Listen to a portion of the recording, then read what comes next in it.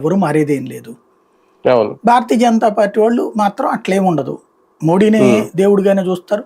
చంద్రబాబుని వాళ్ళేం ద్వేషించట్లేదు. అవును. అదే సందర్భంలో అట్లని బాబు మీద పెద్దగా నమ్మకం ఏం లేదు వాళ్ళకి. వెరీ ఉమ్, సింపుల్ ఏంటంటే వీళ్ళైనా ఒకళ్ళకొకళ్ళు అతిగా నమ్మేదేం కాదు. బేసిక్ గా ఉమ్. నువ్వు నన్ను పొగిడావు, నేను నిన్ను పొగుడుతాను. అంటే టెక్నాలజీలో అద్భుతం.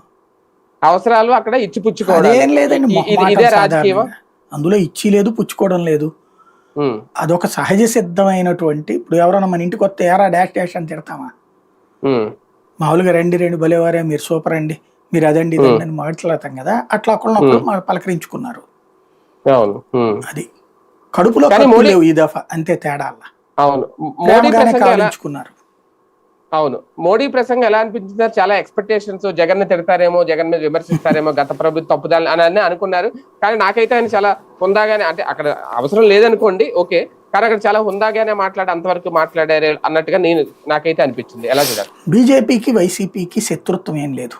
తెలుగుదేశానికి వైసీపీకి శత్రుత్వం ఉంది. ఉమ్, బీజేపీ వైసీపీని ప్రత్యర్థిగా చూస్తుంది అంతవరకే. ఉమ్, అది ఉమ్, కూడా ఇప్పుడు కూటమిలో ఉన్నారు కాబట్టి, లేదా మరొక కానీ రాజకీయ పార్టీగా చూస్తుంది. అంతే ఓకే. తప్పించి శత్రుత్వం వహించాల్సిన అవసరం లేదు వాళ్ళకి.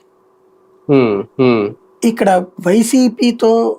వైసీపీని నాశనం చేయాలని బీజేపీ కోరుకోవట్లేదు. ఉమ్, తెలుగుదేశం బలపడాలి, వైసీపీ కూడా బలంగా ఉండాలి.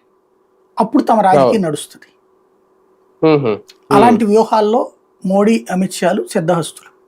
అంటే ఒక పార్టీని భూస్థాపితం చేయాలనే ఆలోచన తెలుగుదేశం పార్టీకి ఉన్నట్టు అదే కూటమిలో ఉన్న బీజేపీకి లేదా? ఉండదు, నో డౌట్. వాళ్ళకేం అవసరం? తెలుగుదేశం తన ఉనికి కోసం వైసీపీని నాశనం చేయాలనుకుంటుంది. ఉమ్. జాతీయ